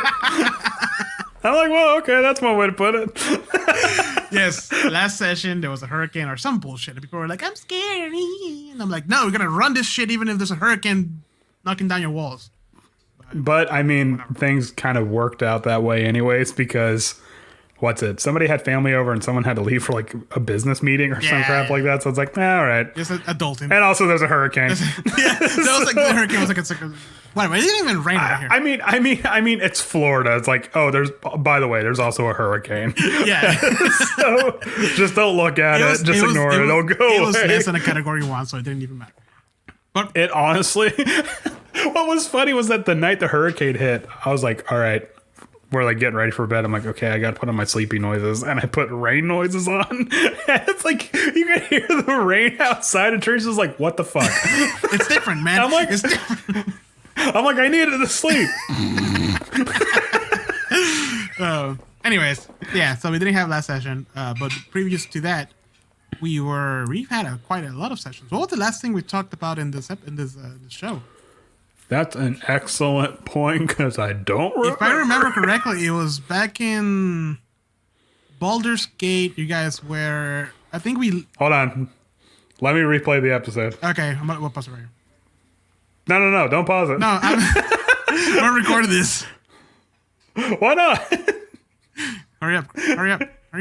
Hold on, I'm getting there. Hurry up. I'm getting. Okay, I'm gonna call it. It was gonna be talking about the Under the Villa, and how you guys. You are these incredibly fragile, hold on. Cherokee or something. It's like our game might be a bit one that hasn't played Pandemic. The time we played board game. Oh, okay, we didn't talk about session highlights last time. No, we didn't. We didn't. That's what I'm saying. Like we skipped one episode, so go back to the previous episode. I'm trying to remember the last thing we talked about.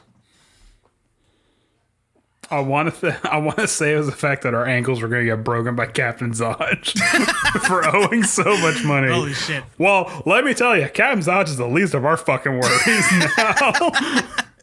Do you want to talk about your top section highlights this last time? So, oh man, there was a lot that happened between then and now. So essentially, we went to hell, and hell turned out to be El Torel, which is where my character grew up. And he's watching as all these people that he like swore to protect are being slaughtered in the street unceremoniously by devils. And he's just like, okay, we're here now. And I think, okay, my personal session highlight of the previous session that we played, because there's a lot to chew through. My personal highlight was the fact that actually both highlights have to deal with Varric. So one is the bridge. The bridge scene. The bridge scene. Okay, so my character like knew like some sort of defense mechanism, and there was like a bunch of devils on this bridge. And I activated defense mechanisms, took out like the weaker ones and softened up the other ones. And we engaged with the others and we were fighting, blah, blah, blah. And it's Varric's turn. And he's like, I want to do this. I want to do this. I want to do this. And I want to do this, this, this, and this. And you're like, wait, you can't do that. Because he wanted to do something like he wanted to attack. He wanted to attack, and then he wanted to use his intimidating thing that he has because of an orc, and then he wanted to do his second wind thing. Yeah, he wanted. I think it's broken. It's not broken. I still think it's broken, but it's legal. I think what it was is that he wanted to attack. Yeah, which means he gets 2 attacks because he's level 5 now. So he gets 2 attacks, and then he wanted to use his aggressive. It's the aggressive trait from being an orc to move to the other enemy that was like on the other side of the bridge. And then use his action surge to get another 2 attacks on him. And it was a beautiful, fundamental moment of D&D where everyone just stops and we're all just researching. Yeah. And we're just like, I'm like sitting, I was like, wait, that can't be. that can't be legal. That can't be legal. And I look it up, and then like Howard pulls up the book, and he's like looking it up, and then you're pulling because you were like, well, hold on, action surge is like a bonus action, and then like me and Howard like, no, action surge just is the action. Like Yes. it doesn't describe Right. it as an action, as a bonus action. It just And the other is. thing was like, is it like an extra attack or is it like an action? And I'm like, no, it's like an action, like the full no, action. it's the full attack Yeah. action. So he gets his 2 attacks because by description, when you take the attack action, you get 2 attacks. Yep. And it's this beautiful rules lawyering the entire great. time. And I'm like, And I said it before and I'll say it again. So far, this session actually now has everything because it had to come to a point where we're all right, guys, let's read the book and read every word. Even because chat. Every word counts. even chat in the stream is like, no, that's legal. He can do it. He can do it. I'm like, It's busted, but it's legal. Yeah. It shouldn't be. It's like it's all. it's that meme of Master Chief's like, wait, that's illegal. I mean, it's like lobbying. Like it shouldn't be legal, but it is. Dude, and it worked. You It worked know? beautifully because they were just hurt enough that he managed to kill 4 freaking spine devils. I think it was. I think it was bearded devils. Bearded devils. The spine devils went down with the activation of the bridge. Yeah. It was that moment. Anybody who's seen Rurouni Kenshin or Samurai X, when the Batusai just like, sheath his sword, and then all you see is like a flash. He moves like across the bridge, and then all the enemies just fall. Just clunk. That's what I mean, especially because a round takes place within a window of 6 seconds. So within 6 seconds, he kills a guy, moves up to another guy, kills him, moves up to another guy, kills him, moves up to another guy, kills him. So, this guy is just like, just like cutting a swath through all these enemies. Yeah. And we're just like, just let him have his fun. Let him do his thing. But then I want to say it was the next session. The next session, Varric is going up against one-on-one against an Oni, while the rest of us are like dealing with like I don't know what that I can't guy was. remember the name. I remember the name. I just can't pronounce it. It's like Euse, Luke, whatever. It was someone that attacked Slobber Chop, so that fucker had to die. Anyways, so Varric is going one-on-one against this Oni. The Oni pops its darkness, and it's like, okay, Varric can't see. He has disadvantage. But Orin casts grease, and the Oni slips in the grease. Hold on. Giving him... I was gonna. You can't see where you're gonna put it, so I'm gonna do 1, 2, 3, 4, and then he's gonna be in a number in the number 3. Roll me a d4. If you hit 3, you hit him. You hit him, or he does the thing, and then he rolls a 3, of course. And I'm like, okay, let me do the dexterity saving throw. And I pause, and I'm like, yeah. So through the darkness, all you hear is that. Thump. Yeah, he just... So he doesn't have disadvantage and he doesn't have an advantage. It's evened out. Right. And then Varric's like, I want to use my fighting spirit to give me advantage. And we're like, wait, hold on. Can that work? And we're like, hold on. The darkness gives him disadvantage, but the grease negates the disadvantage. So he actually has advantage in complete magical darkness against this Oni that he can't see. It was beautiful. And we're just like, Varric's a fucking killing machine. And I just imagine, I even said, and I know I shouldn't have because this is his character and he probably should have described it as such, but I just imagine his like his guy just like sitting there and just sort of like mini meditating. Yeah. And then when he hears the Oni, he's like, now's my chance. And he just like attacks him. Like it's just. That Oni fight was not what I was expecting. That Oni fight could have been a lot uglier, and it's just the weirdest thing is like, oh my god, the perfect counter to darkness is just being a way better fighter. Like, no magic or anything. It's just a really good fighter. Nope, I could just hit things really well. So. I love when everybody's celebrating and you're like, I see you on your camera and you're like, man, I should have been a fighter. I really should, because I was like, okay, the joke is that I made like 1 million characters for Avernus, but I had three that I really wanted to roll with, and one of them was a fighter. I was like, fighters are boring. And I'm like, no, I'll be a rogue. And then the entire time, this fighter is just like stealing the fucking show. And I'm just like, hey, but you got some cool weapons out of it. well, I can sneak pretty good. Yeah. So yes, those weapons are awesome. Those weapons are really cool. One of them lets you fucking transform into a bolt of lightning. So here's the thing.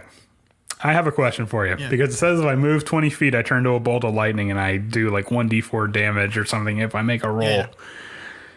Can I take a dash action and just like on one guy and then use my cunning action to take another dash action and then just keep like zapping this dude? Maybe. Let me think about Like- that. Oh shit, I didn't think about that. Oh. I'm just saying, because if so, attacking's for losers. It's gonna be a lightning bolt this whole time. Well, I think the lightning bolt, isn't the lightning bolt like per rest or something like that? I can't remember right now. I don't remember. I'll have to read it. Yeah. Anyways, my session highlight was actually when you guys first arrived in Avernus. Because this whole time, you're all like, oh, finally, we're out of Baldur's Gate. Like, you know, it can't be any worse than that. Like, you guys died like 20 times. You kept going down in every single session. And then, like, I described that you guys had like a really peaceful... I just remembered the building part. Go on. Yeah, that's what I'm going to talk about. You guys had you guys had like a really... On the way to Candlekeep, which is how you get to Avernus, is... I described this really, like, peaceful moment of, like, you know, you guys just had an encounter, you guys are relaxing, the rain's about to come down, blah, blah, blah. Really, really nice. And then Andrew was like, he texted me the next day, he's like, man, that was like a really nice, like, description of, like, of us camping or whatever. And I'm like, yeah, man, I'm just trying to give you the last bit of peace before you guys make it to Avernus. And Andrew's just like, oh no. And then, like, Oh, fuck. you guys make it to Avernus, you do the whole thing. And the first thing you encounter is civilians being chased by devils. Of course, you defend them, whatever. Now you have a mother and 2 kids that you're taking care of. And then you try to make it to the bridge. So before you make it to the bridge, you come to... The book gives me a bunch of encounters. And a lot of those encounters are essentially, hey, there's this many devils and this many whatever, fight, right? But there's like 3 or 4 encounters that are like soul-crushing. And then there's one encounter where a building collapses. And you guys are walking down, and I made a map and everything, or found a map and everything, and it's like everything's on fire and everything's like falling apart. And you guys, an earthquake hits, and this big building collapses, and you hear voices coming from the building. You don't know what voices, like what kind. You can't distinguish the voices precisely, but it's about 3 of them. And the encounter was essentially a bunch of rolls. So I'm doing all the rolls or whatever. And one of the rolls, even though it preceded a natural 20, was to see if you could see a fault in whatever you were moving. And if you failed it, part of the building collapsed. You guys failed that, and part of the building collapsed. And there was a scream, and the scream was cut short. At this point, you still don't know what the voice was. It just sounded like a person. Then you guys work as a team, and you manage to get 2 other people out, which were 2 dwarves. And the mother comes out crying that her kid's still trapped in there to save them. And we're just like, Right after the screen was cut short. You guys asked me, it's like, wait, was the sound of the scream a kid's scream? Now I was gonna make you roll, but I'm like, yes, it was the sound of a kid. and that was like, we all kind of took a moment where we're like, dude, that's not cool. You killed a fucking kid. That's not cool. I didn't kill a kid. Listen, I'm just reading a book. You guys are getting upset. That's all this is. But then, And it was actually getting to a point where things were getting a bit heated in the role playing because Armando's character Glyph is like, it's like, oh, we don't have to be heroes. I'm just in it for the fame kind of a thing. So he's like, no, these people are dead weight. We can't, we and everyone else is like, no, we gotta listen, dude. We gotta help these people. And like my character, especially because he's like his whole deal is that he's like sworn to help protect El Terrell. And like, it almost got to a point where like our characters were arguing. Yeah. You know, it's beautiful. I love it. And then the thing is that same session before it ended with you guys see a shadowy figure walk into a room, into a house. That's all I said. And then you're like, you and Glith are like, fine, I guess we'll go after him and see what's up. And then you guys walk into the house, and there's 5 guests feeding on the remains of a family. And you're like, nope, I don't want any of this. And I make you roll a perception check. And then you roll pretty high. I think it was like a natural 20, actually. And I'm like, just before you turn around to leave, past the table with the corpses, there is a cabinet that is creaked open just a bit for you to see the small face of a child looking at you in terror, asking for help. And you're like, ugh. Yeah, we're like, no. I'm like, oh, now it's my problem. Yeah. Okay. and it's funny because the next session started out with Glyph being like, look, dude, we don't have to be here. We can just cut our losses. And I'm like, you don't understand. Like, I wanted, my whole goal for that was just to show you that this is hell. Like, there's no like firefighters coming in to help. There's no, oh, the family's fine. They're probably fine. They're just sleeping. There's none of that shit. Like, this is hell, and everybody is. Oh, and then like the next session, one of the kids that you guys saved got hit by the bolt of lightning of that enemy and died. And your cat almost died too. I mean, I probably cared a little bit too much more about the cat than the kid, Yeah, but you know. But I mean, like that cat's like Ludovico's like emotional support animal at this point. So yeah, and it's that's a lot of death, and then. You guys, and then you specifically, because when you left Baldur's Gate, you essentially saw the Pope getting stabbed and killed. You were losing your faith completely. And then I was like, yes, I'm gonna play for that, and I'm gonna destroy his faith even more. And then like between one of the sessions, you were like, man, my character kind of like is starting to gain his faith back because he managed to activate one of the holy bridges in Elturel. So like my gut's still there, and I'm like, damn it. Yeah. No, and then, but what's it? You were saying something about how like I'm like I honestly don't know how I'm gonna role play this because like I just witnessed the Pope like die right in front of me, and then you were like, okay, but honestly, like your faith is based on a deity, not on one person. Right. Like, yeah, just because the institution failed you doesn't mean that like Helm actually did. And you're like, wait, why the fuck am I saying this? Why the fuck am I telling you this? You're supposed to roleplay. Man, Descent into Avernus has been one of my favorite adventures. So I don't know if it's because I have like the renew energy of like being on a break for a while and then playing a couple of campaigns and being inspired that way, or what it is. But so far, it's been a fucking blast to the end. Well, I mean, compared to what I've been playing and like read and stuff like that. This adventure like pushes the envelope of what's okay to run. Like I don't, because it's like this is an adventure that's like, oh, maybe my dad was right about the satanic panic. Like there's kids getting eaten and shit.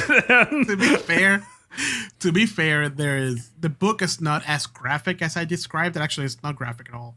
In fact, those kids were not supposed to be kids. I'm just adding a lot more flavor into it because I know that you guys can get this synthesized with certain things.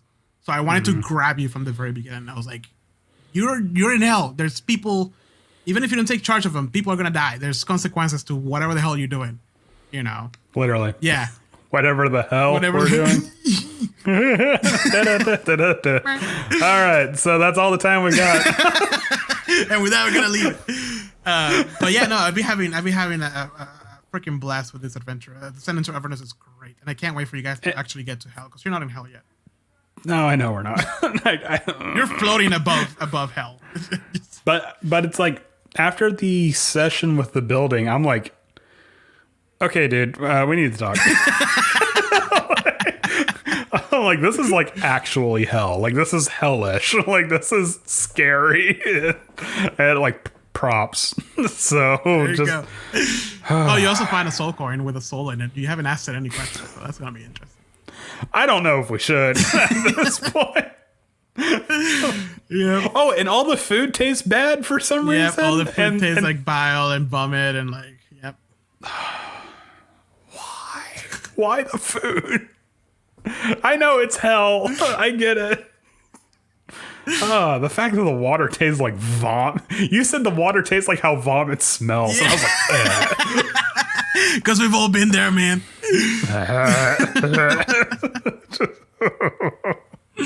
oh gosh. Do you have any other highlights?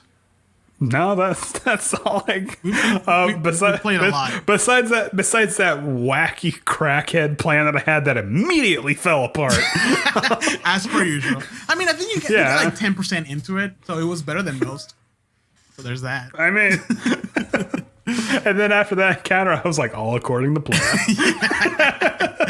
Oh yeah, and then you made it to your essentially like the big cathedral in the Ultra Rel for your god. So it's been pretty great. Yes. Yeah, it's been a really fun adventure. I was actually like, I was honestly a little bummed that we had to postpone last session. I understand why we did, but I was just like, oh man, like I was actually like looking forward to it. Well, we're gonna have a session next week, but then we're not gonna have a session before the Wednesday before Thanksgiving because I'm gonna be driving too. No, yeah, we're gonna have a double session next week, right? To make it. No, we got to have a triple session to make up for. We got to have an all day. I'm down. It's gonna have to be an all day. Not a nine. I'm down. 9 hour session. I can request that day off. I can request that day. Are you guys ready for this? Me too. Me too. All right, let's do this because I'm down. You guys heard it. You guys heard it here first. 9 hour session. Let's do this thing. Yeah, it's for some sort of, I don't know. We could say it's for a charity. Yeah. I mean, no one has to donate. No one's going to, but we can say it's for a charity. Yeah, we've been getting a steadily stream of people watching for some reason. For Doctors Without Borders. Is that even a thing anymore? For the Satanic Church or something like that. I don't know. Yeah. We, oh man. I'm so pleased to see my Lord casting beautiful Italian stone. Any news? Do you have any news we want to share? News? Like good news or bad news? Just in the D&D world or tabletop world. Oh, I thought you were like, oh, well, the Dow Jones ain't doing too good right now. I don't know. Do you have any news related to D&D? Well, Heroes Feast was released recently. Oh, that's the cookbook, yeah, right? Dungeons & Dragons cookbook, which you want to check it out. Oh. Sounds great. Because every time there's like a get-together in my house, I want to make like dumb fantasy food, so I don't know. Sounds good. There's that. You need to make limbus bread one day. Bread, yeah. It's probably shortbread, honestly. It looks like it. Tash's Cauldron of Everything is coming out next week, actually. Oh shit. Yeah. Is there any other news? No, I think that's it. No, I think weirdly enough things have kind of slowed down around the holiday period. Yeah. Yeah. So yeah. Hero Quest got $3.3 million in funding, so there's that. You said something about how it's finally in production. It just went into production recently. So the Kickstarter. Okay. It's not a Kickstarter. The crowdfunding through Pulse or whatever Hasbro thing is finalized. Joe Manganiello didn't get his unlockable goal. No, they should have done it. They should have done it in Kickstarter, man. It would have. If they did it in Kickstarter, it would have been funded in like a day. Yeah, no problem. Because like how many times do you see something that's like in Kickstarter? It's like, oh, this thing was funded in like 17 hours or some like ridiculous like time frame. Especially something like Hero Quest. Are you kidding me? If like random obscure games that nobody goes know what gets like millions of dollars in like a week. Imagine Hero Quest and Kickstarter. Yeah, I mean, if random, like what you said, like small time. I'm not saying it's not bad, but I'm saying if like small time homebrew like settings can be funded in like a matter of hours. Yeah, the board game that is like the gateway drug to D&D would have been funded in seconds. Like yeah. But yeah, it just went into production, so I should be playing it next year. Around this time. Hopefully we're playing it next year. If everything goes well, because usually, this time it's Hasbro, so they probably have like an actual production plan. The problem with a lot of Kickstarter games that you back on Kickstarter is that they're not big companies, so they like for example, I was supposed to be getting a game around this time, but it hasn't even gone into production. It's been almost a year after being funded.